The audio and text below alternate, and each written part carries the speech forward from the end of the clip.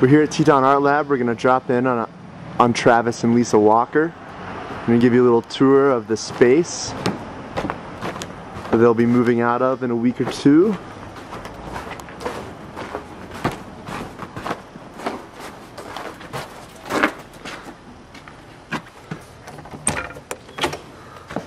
Oh, hey Henry, come on in. Travis, hey, how's it going, man? Man, did you bring that curly mustache friend of yours with you? No, he's busy making some stuffing, actually. Cool. Oh man, that was good. Cole, it's Henry.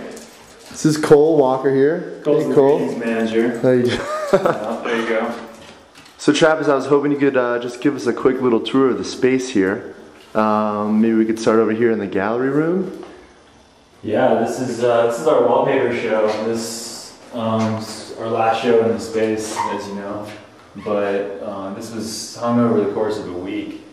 Me and Abby Miller and Ben Carlson and a shitload of thumbtacks. Cool. There's I don't know exactly how many people are in the show, but it's a mix of people from all over the country. A lot of Jackson artists, a bunch of artists from Chicago, New York. This is a good summation of what Teton Artlab has been all about, though. Pretty grassroots. There's only a couple of pieces that are framed, and they weren't supposed to be. It's more about giving artists. Most of the artists that I know don't charge a lot for their art, so it happens to be affordable. Most of them don't have a lot of gallery experience. They just want to see people buy their work and enjoy it. So, like Rachel Kunkel's pieces tend to be anywhere from, you know, $50 for something this size to, you know, $20 for something tiny. There's people here. There's, you know, this huge piece is only $300. This all done by hand, charcoal. It's just, I think it's cool, like, because when you offer your art for an amount that just about anybody, you know, like what it would cost you to go out for dinner, say. You can come in here and like really connect with something, and you have it for the rest of your life a lot of times. You know, it's this experience. You know, if you know the artist, it's even better. I bought a couple of pieces out of the show. I know most of the artists that are in the show ended up being the ones that bought all the art. And that's how we roll here in Jackson. We definitely support each other as a group. And that's how we've been able to stay open. Cool. Let's check out some of this other space over here. And don't forget to get Rupert in here. This is our beloved Charlotte Potter, even though she's not really ours anymore. But this is the last of her herd. It's all hand blown. Isn't that sick? She shot this guy actually right over by the high school butte. Wow. Yeah, there's a whole herd of these glass rams over there. Cool. Rupert. And what's this black space back here? This is our black box gallery, or right now it's the Carlson Gallery of Fine Art. We had a special endowment for this that we set up to renovate the space, and you know, he decided he wanted to have a one-man show, and I think he's really pulled it off pretty well. We had quite a turnout at the Carlson Gallery last week. There was at least 8 people in here at one time. Sounds cozy. If we kept this open though, man, I wanted to put like a screen back here, you know, like, and have people come in and watch like little videos, like video art. Oh yeah, yeah. Kind of chill. I'd probably be in there playing Xbox all the time. So this is kind of our corporate headquarters. This was our print studio during October and November, but we tore down the print studio and set it up like just as a place to chill, as Cole's doing right now. You gotta get Cole in there, come on. Cole, say hi, dude. Yeah, he winked with his ear there. You know, and this is the beginnings of our library, aka my book collection. That hopefully in the future, when we re-emerge, we'll have a much nicer collection of catalogs to deal with. It's a piece by Rich Goodwin, which I love. These are a lot of old like negatives from his personal collection. There's some local celebrities in here. T. Rice, you know, and some other people I don't know. There's another T. Rice sighting.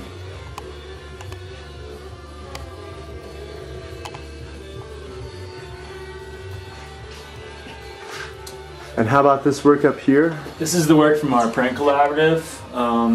These are all prints that are under $100. Most of them are 20, 35 bucks. But this is how we raised a lot of our funds the past couple months, and in the future, this is something that will be a big part of any fundraising we do. It's just a great way to kind of pick up affordable art.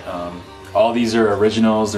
They're not copies of anything else. People carve blocks by hand or linoleum by hand, and they come in here. We provided all the plates, and all they had to do is donate half of the edition to our fundraising efforts, and every artist walked away with at least 10 prints for free. Cool. And were these printmaking artists? No, a lot of them had never done it before. They worked with me one-on-one, and we kind of figured out, like, by looking at their art, how they could interpret that in the print world, and what the easiest way to kind of get started was. Rachel Kunkel had some experience, but like Ben Carlson, he's really, a graphic designer by trade, and I showed him how to make this solar plate pretty quickly. Same thing with Wendell. Wendell likes to keep sketchbooks of his travels in China, and I just thought that would be a really cool way to kind of mass produce these sketchbooks, is by making prints out of his images. Cool.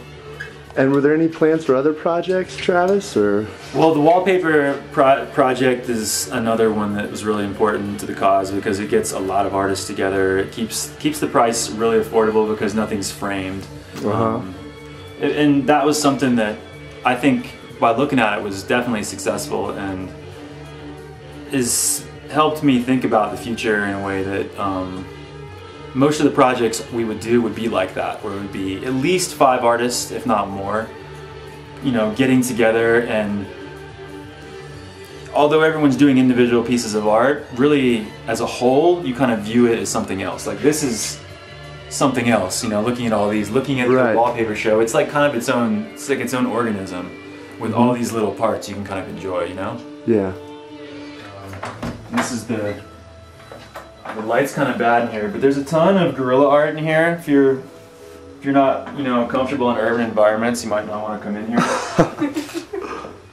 But so what do we have here? Come on in, Henry. So this is I'm going to call this the Gresco Gallery, because this is kind of where he started doing his stencils, and this was like the testing zone. Here's Sarah Palin over here. Most of it was politically oriented artwork, because, this was a very political year. This is... What do those words say there? I think it's from Fahrenheit 451. Or some kind of like Big Brother type book, I'm not really I don't really read much, so I'm assuming this. And we got Clint Eastwood over here, Dirty Harry. Oh yeah. Carlson added a couple to the top up there. This was really a big breakthrough for him when he did this Obama print here.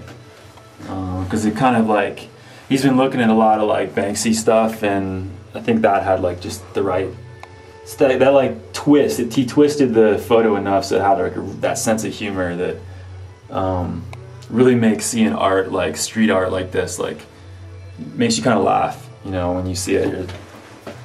There's no name on it. It's just kind of like, who would just spray paint that on something? And then check this out over here. Come on. It's the original Elk Refuge hunting season. There's the target right there, I see. Yeah, no elk were actually harmed in the making of that. There's some potable agua. Is that this is our freshwater. This is our freshwater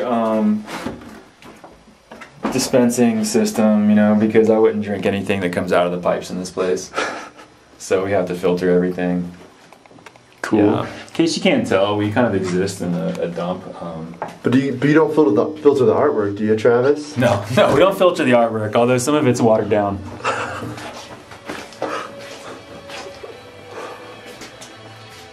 Nice. I think that's pretty much it, I don't know. Cool. I'm glad you stopped by today, but wish we were bigger.